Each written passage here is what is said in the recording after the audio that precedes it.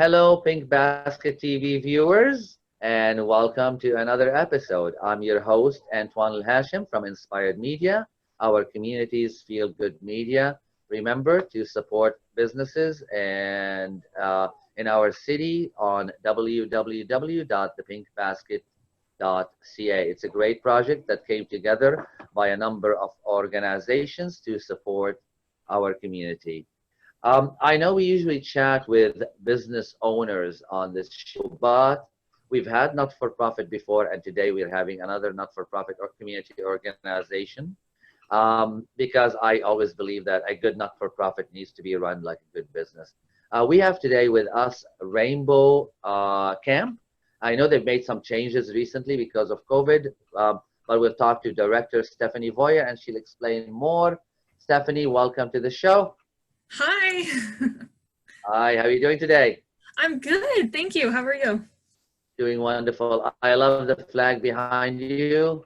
Oh, yes. And I love the setup. I like that screen. Cool. Well, Thank you. Yes, my let's background talk. is Let's girl talk with. digital. I love it. Very nicely done. Let's start with history. How did the camp? When did it start? How did it start? Why did it start? Sure.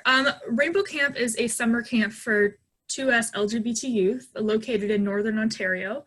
And Harry Stewart and his partner Chris Southern started it in 2012. So back then there was only, I think, 14 campers that first year. And Harry is really passionate about, he grew up as a young gay man in Northern Ontario, and he said he felt really alone because it was a really small community. And he stayed there after, coming out, growing up, getting married. And he is now very passionate about creating community for kids who feel or who are growing up kind of isolated from other LGBT youth. So that was kind of his mindset in starting a camp for kids and a space for mentorship and just togetherness so that they don't feel as alone as they're going through a lot of the stuff. So that was the first summer they held was 2012. I started working at Rainbow Camp in 2016, and I've been there since. And we've grown a lot significantly now. So, I mean, other than COVID-19, which has been a bit of a bump, but even still, we're still seeing growth in how we're operating. It's just kind of challenged us to develop a new way of doing things, which is good. And we're going to talk about, actually, I honestly did not know that Harry started it. I remember the time when I started seeing his posts about the camp on social media, but I thought he was just involved. I didn't realize he was one of the founders. That's very cool. That's a very passionate story of why to start something. That's wonderful. Mm-hmm. What's Rainbow Camp stand out? What's it's unique different. about it? It's different from other summer camps in that we don't, we separate our campers based on age rather than gender. And that's really important to us because a lot of our campers don't necessarily know which gender they want to identify as, or they are kind of figuring things out. Or, I mean, sexuality is like, we can't divide based on gender because it defeats the point. If you have a bunch of boys or girls all in one space, like, it doesn't make sense in our setting. We create a really safe atmosphere where their age group and gender doesn't matter, and they're split accordingly, just based on age. And so that's what makes us different from other summer camps. And of course, we have the LGBT activism, mental health resources, but also we're just a really fun summer camp. We're up north on a lake, and we're one of very few summer camps in the world that have that combination of LGBT and an amazing summer camp traditional program too. So we are a really strong summer camp, but we happen to be for LGBT youth, and that just makes us more accessible for people who are allies and are interested in our camp programming but not ready to come out yet. So there's a lot of, we try to be as accessible as possible in that way. And also money is another big thing for our community. So like if a kid wants to come to summer camp but money is the obstacle, especially with parents who are only kind of maybe accepting, they're like, oh, you could go to a camp, but not that one. And then, but if they say to their parents, well, I can get a campership or like a camp scholarship to cover all of my camp expenses, then the parents will say, yeah, okay. Because the kids who really need to go are the ones who often like can't afford it, or the ones whose parents will say no. And so we want to like minimize as many obstacles for them as possible. And so you have a sponsorship program? Yeah, so that's part of we have a tier-based payment system. And so there are different tiers that and it's all just goodwill. We let them like pick which one they want to pay based on, you know, they know their own financial situation better than anybody else. And so we just trust that they choose what's best. And then it's all just based on subsidizing, and we do a lot of fundraising as a result, but also just you know, grants and things like that to help. But we also have private donors who are like, I'm donating this money, but I specifically want it to go to kids who can't afford camp. Aww. And so, yeah, so we make sure that, you know, is for that. And that way campers who, you know, we never want money to be a reason why somebody can't come to camp. I love that spirit. You said allies. Do you get only LGBTQ campers, or get friends of LGBTQ? Oftentimes kids will come with their friends. It makes it a little less scary of an experience if they come for the first time with a friend from home or a sibling. But also we say allies because maybe their older brother came out and they want to show support in some way. And so they want to go to summer camp to learn or support, or even kids, like children of queer parents. So they come to our camp as well. Yeah. Okay. Beautiful. I know I mentioned at the beginning you had to change so there's actually a different name for what you're doing this summer. What did you do, and how did they connect, and all that sort of stuff? Yeah, so we had to change our. Okay, so a lot of summer camps right now are just kind of going with their summer camp, but they're calling it virtual camp or their cyber camp. We really reflected, and we were like, well, Rainbow Camp is such a special place. It's almost not fair to camp to call what we're doing online camp, because it's not. It's a totally different thing. And so we developed a new program called Rainbow Online Connection, or ROC. And what we're working on is helping youth to feel connected to each other in a time of literal social isolation and social distance. So in this time, everybody is feeling more lonely and isolated than ever, but especially LGBT youth, who are already one of the most like isolated demographics.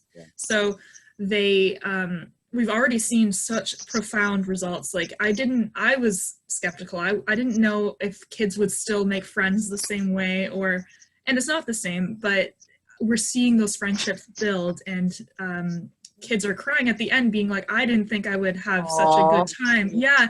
And really realizing that they were as lonely as they were. And they're like, wow, I haven't actually had a good conversation with somebody my age in a really long time. And so creating that platform for them to do that. And I just had a conversation this morning with some of my staff and one of the campers who was having a hard time, saying, if all we do is provide a choice to youth who have very little choices in front of them right now, then we've done our job. Like, if it makes them feel better, even if they register and they don't do any of the sessions, or they have us on in the background as background noise because they like hearing people talk to each other, it gives them a choice in a world where they have very few choices right now. Yeah. And so like helping them feel empowered in that way as well. Absolutely. So ROC is underneath, it's just underneath the umbrella of the Rainbow Camp. Yeah, it's just how we've adapted our programming this summer, but we're looking at developing it to be its own thing kind of throughout the year, like maybe having a kids book club or that kind of thing to help unify them, to support them during the year. But it's interesting how COVID-19, it was annoying because now we had to rebuild everything.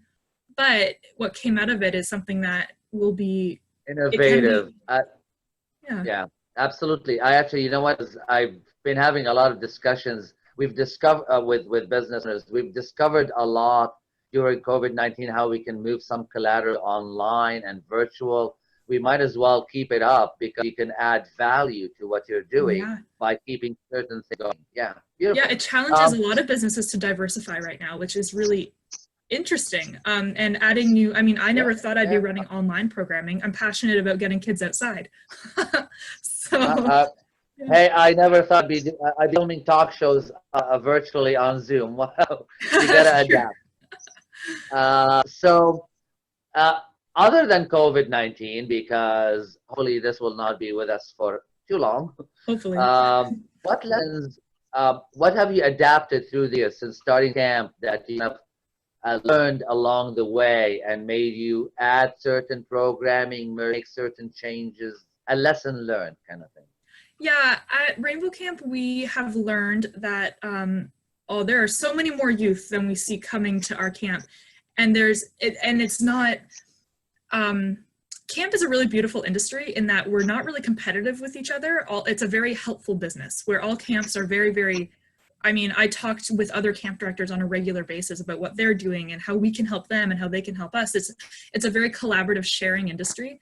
And I think it comes from what we're trying to do. When we get kids coming to our space, we want to be a space where everything's sharing and helpful and loving. And so I find that the industry is very much like that too. And there's so many kids to go around. It's not competitive in that way. We want every kid to go to every camp because it's awesome. That we've learned the challenge has been fundraising to get enough weeks so that we can have enough space for the kids who want to come. But also we're noticing that we are having a lot more American campers and kids from Europe who are interested in coming to us because wow. So there are so few LGBT camps. Awesome. And so that has made us grow. We're like, okay, well, how are we going to figure out international staff, for instance? And there's a lot of other summer camps that have already had those challenges and they figured that out. So we kind of asked them for help. But there's also very few LGBT summer camps. And knowing that we're like a Northern Ontario Canadian summer camp, our space in the market is wilderness and outdoors and nature.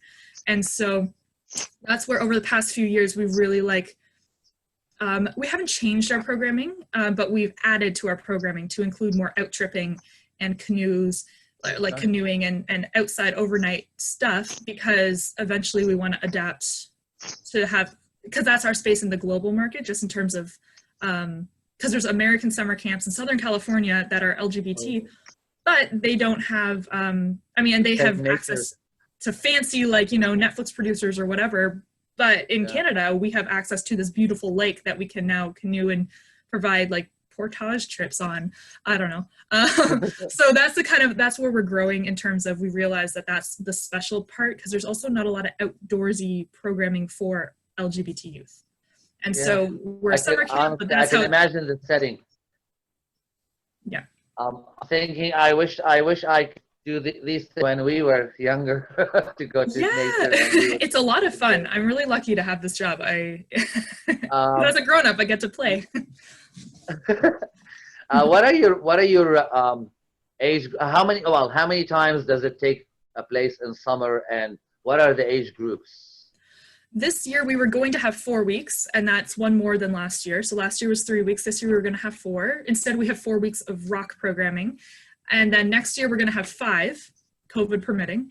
And 5 weeks of camp. And then the age groups are 12 to 17. And then we split that in the middle. Okay. So we have the younger group for a week, and then we have the older groups for a week. But the overall is 12 to... Oh, but the duration of coming up there is for a week for one group? Yes. Okay, so it's a week program. Okay, cool. Yeah, week at a time. And you can do 4 of those. That's pretty cool. Okay. Personally, what is inspiring you to see other organization or other businesses, how we're acting during COVID-19? What is inspiring you? I think what's inspiring is that the innovation, and because this has been at camp, we have this whole thing where camp counselors are exceptionally good at doing changing a bad situation into a good one. And that's something that we work on in our training. Cool. And we only have a limited amount of time to make as many positive memories for the youth as possible. So we already have that in our culture at camp. And so this has been all right, now make the best out of this. And we were kind of whoa, how are we going to do that? And so as an organization, we've had to innovate. We've had to rebuild some things and just change what we're doing. And it's really inspiring to see how other camps are doing that too. But also seeing that we've had a few celebrity people who have been, who notice us, and they're like, wow, because they have time right now. So they're like, oh, well, that's an interesting organization. I want to help. So it's also, it's inspiring to me. Cool.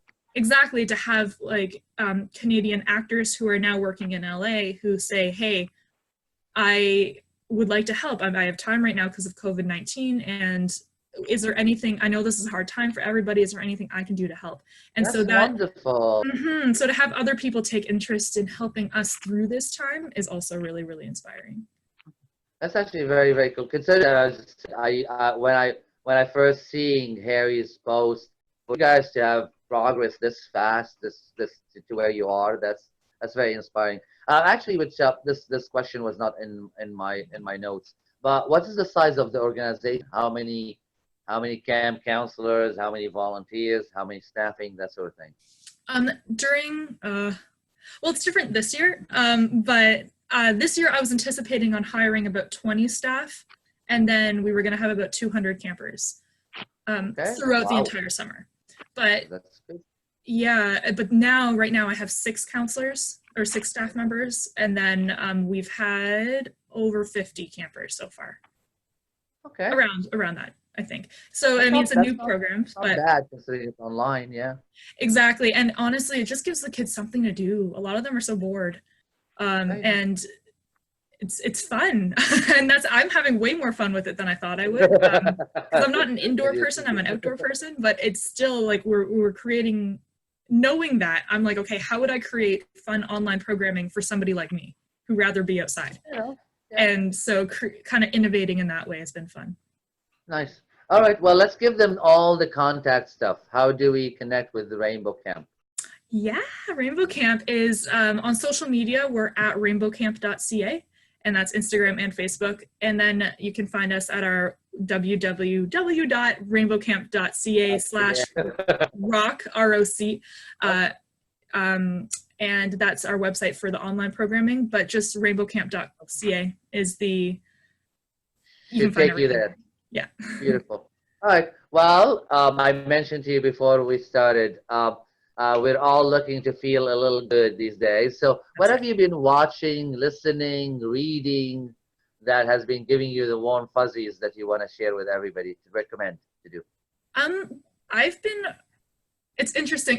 I've been working a lot on like meditation and inspiring quotes because I've been doing a session with my youth called Mindful Mornings. And so every morning I wake up not extra early, but like an hour before our programming starts. And I read through some inspirational quotes and like nice kind of messages and poems. And then I think, okay, what do I think the kids need to hear today? And then I create a little program for them to start their day. And so in doing that, there's a lot of really nice, we're innovating as an industry, but also, artists are innovating too. So there's a lot of really nice poems that are coming out right now, and things about coming together even from far apart. And it's really innovating how we connect. And so looking at how artists are interpreting that right now has really been fun to me. And I guess I've been practicing a bit of meditation and mindfulness and trying to, I think, I am somebody who likes to rush, but the world has forced me to slow down right now. That's a great observation. Trying to appreciate that as a gift and not be annoyed by it. Trying to be like, okay, you know what? Maybe I do need to rest. Things like that. I love your attitude. You're speaking my language. I practice meditation, and I actually do the same. I try to search during the day, maybe not first thing in the morning, but for quotes that keep me going for the day, kind of thing. It's really helpful, I think. Yeah, absolutely. You gotta be inspired, and you gotta be motivated by things. And I really also like what you said. You can take. Obviously, it hurts to see the economy and the people who lost, loved ones. But of course. It's life is trying to teach us something, and maybe it is to slow down and look deeper inside and look for motivations. So I'm very inspired by the people who are finding that lesson in what's happening. Thank you. Yeah, I think so too. And just that kind of, it's so scary outside right now. Just to think about the present. We don't know what the future is going to be. My entire plan for this year is totally different now. So I've realized I'm somebody who likes to plan and and know what's going to happen. But if I kind of can't, then it causes a lot of anxiety, but it also causes me to be present and try to reflect. So I've been trying to stay in that space. Fair enough. Yeah, I've been trying not to listen to the messages about oh, I thought 220 was going to be, everybody's dumping on 220. I'm going, okay, you know what? Sure, it's a challenging year, but what can you take the positive out of it? Exactly. And Because that's really what otherwise it's very depressing. yeah, I think it's a healthier Um, attitude. Beautiful. How can we, I'm going to add another question. I was going to finish, but how can one help and support Rainbow Camp? It can be anything that you're able to do. So if you like what we do, then you can share our stuff on social media, get the word out there so that more kids feel connected to us. And even on social media, like they, even if they can't come to us, I've had kids from all over the world message our Instagram saying, hey, I can't come to your camp because my parents would never let me, but I just want to let you know I love your Instagram because it makes me feel connected. Yeah, so there's other ways like they can communicate on our Instagram posts or whatever. Okay. So sharing our social media or following us, that's always great. But then of course, you can donate at our website, which is rainbowcamp.ca. And I'm sure you need the money. always. And that's, I mean, right now we're lucky in that we're going to be okay for now because we don't own an actual like campsite. We rent every year. So we're like, we don't have that expense right now. So we're going to be all right for this year at least. But it's, in order for us to be sustainable, we want 2021 to be really big. So we are starting all of the fundraising now. Well, you heard it, folks. You can donate, and also I really love the sharing idea. Let's create a community. Let's make the world more connected. Yeah. Thank you for your time. I appreciate you being on the show, and thanks for telling us all about what you do. And thank you so much for having me.